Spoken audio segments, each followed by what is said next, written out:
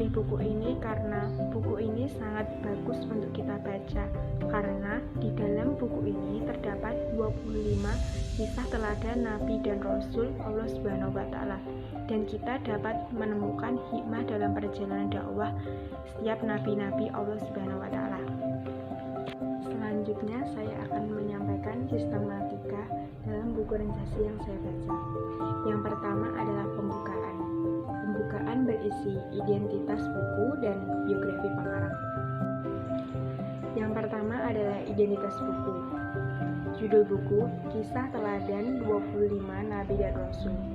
Penulisnya adalah MB Rahib Syah AR. Kota terbitnya adalah Salatiga.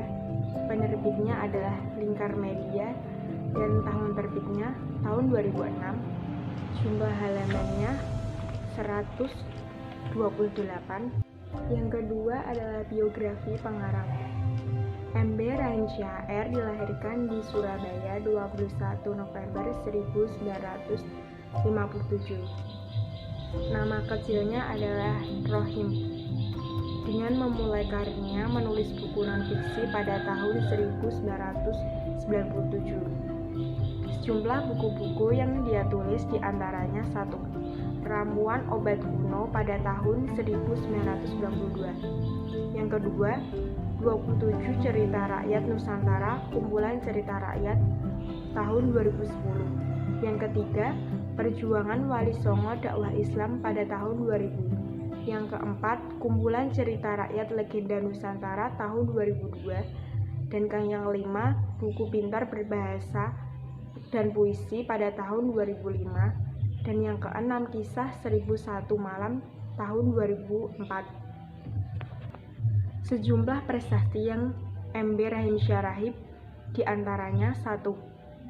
Memperoleh penghargaan dongeng terbaik pada tahun 2006. Dan yang kedua, penulis dongeng bernuansa Islam pada tahun 2006. Yang kedua adalah tubuh atau isi. Berisi 1 sinopsis. Di dalam buku ini terdapat 25 kisah teladan Nabi dan Rasul yang patut kita teladani.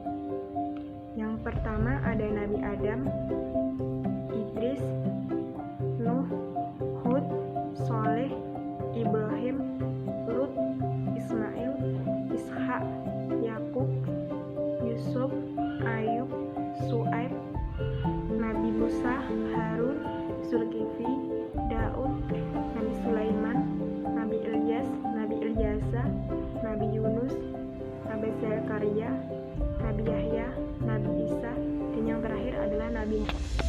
Di sini saya akan menyampaikan 5 Nabi dan Rasul yang termasuk Ulul Azmi.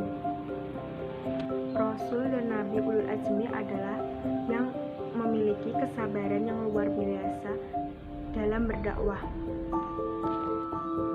Siapakah Rasul-Rasul yang termasuk Ulul Azmi? Yang pertama adalah Nabi Ibrahim. Nabi Ibrahim memiliki mukjizat yang luar biasa, yaitu dibakar tidak hangus.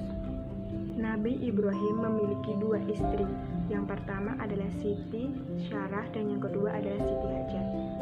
Siti Syarah melahirkan anak bernama Ishak dan Siti Hajar melahirkan anak bernama Nabi Ismail. Nabi Ismail sangat bersejarah bagi Islam, yaitu memiliki air Zam-Zam pada saat bayi menginjakkan ke Mekah. Nabi Ibrahim sendiri menjadi bapak para nabi. Karena itu dia termasuk adalah Rasul Ulul Azmi. Yang kedua adalah Nabi Nuh. Nabi Nuh adalah salah satu nabi yang memiliki cobaan yang berat, namun dapat menghadapinya dengan kesabaran yang luar biasa. Ketika berdakwah, Nabi Nuh selalu dizulumi oleh para kaumnya. Dengan itu, salah satu musiknya adalah membuat kapal yang sangat besar berukuran 300 hasta dan 50 hasta. Setiap makhluk baik maupun binatang yang di perahu tersebut selamat dari banjir. Yang ketiga adalah Nabi Isa. Nabi Isa memiliki memiliki mukjizat yang sangat luar biasa, yaitu dapat berbicara pada saat masih bayi. Ibunya bernama Maryam. Isa juga dapat menghidupkan orang yang sudah meninggal, menyembuhkan orang yang buta, dan membuat burung dari tanah liat. Yang terakhir adalah Nabi Muhammad SAW, merupakan nabi penutup atau nabi terakhir yang memiliki banyak sekali mukjizat.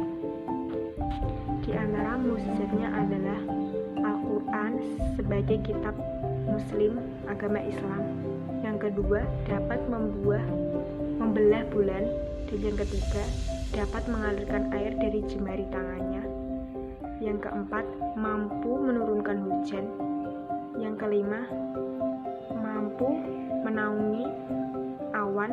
Dan yang keenam, melakukan perjalanan di Sidratul Muntaha pada saat Isra Mi'raj. Jelasnya, kalian dapat membaca buku ini lebih lengkap, terdiri dari kisah Nabi dan Rasul. Yang kedua adalah keunggulan buku. Pada buku ini banyak sekali keunggulan-keunggulannya. Di antaranya, setiap kisah dilengkapi dengan gambar yang berwarna. Ini gambarnya sangat berwarna, membuat para pembaca tidak bosan untuk membacanya.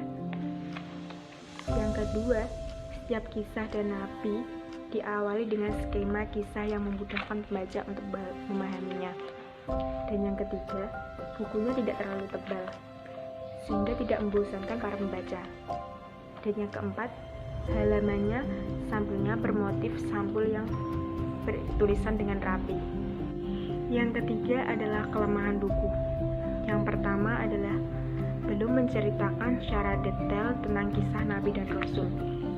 Dan yang kedua adalah dalam setiap kisah tidak ada ayat suci Al-Quran di sini. Dan yang ketiga adalah terdapat tulisan yang kurang jelas. Selanjutnya adalah tujuan dari resensi. Yang pertama adalah mengajak para pembaca untuk berdiskusi lebih jauh tentang masalah yang diangkat. Yang kedua, memberikan pertimbangan kepada pembaca tentang kelayakan sebuah karya. Dan yang ketiga, memberikan jawaban dan informasi kepada pembaca mengenai pertanyaan-pertanyaan yang sering dilontarkan pembaca. Dan yang keempat, membantu mengetahui kelebihan dan kekurangan buku yang diresensi. Yang kelima, memberikan masukan kepada pembuat karya yang diresensi. Kesimpulan dari buku Kisah Teladan 25 Nabi dan Rasul menceritakan kisah Nabi dan Rasul yang berdakwah diutus oleh Allah Subhanahu wa Ta'ala di bumi untuk menyampaikan agama tauhid, yaitu Islam, supaya umat manusia hidupnya selamat di dunia maupun di akhirat. Buku ini sangat bagus untuk dibaca dan menambahkan keimanan kita dengan mengetahui perjuangan Nabi dan Rasul. Banyak cerita yang menarik sekaligus mencegangkan karena ada kaum yang membangkang durhaka kepada ajaran Nabi dan Rasul, sehingga Allah Subhanahu wa Ta'ala murka dan mengazab mereka. Semoga kita tidak termasuk dalam golongan tersebut, dan semoga buku ini dapat bermanfaat dan memberikan teladan sesuai yang telah diajarkan oleh Nabi dan Rasul Allah Subhanahu wa Ta'ala.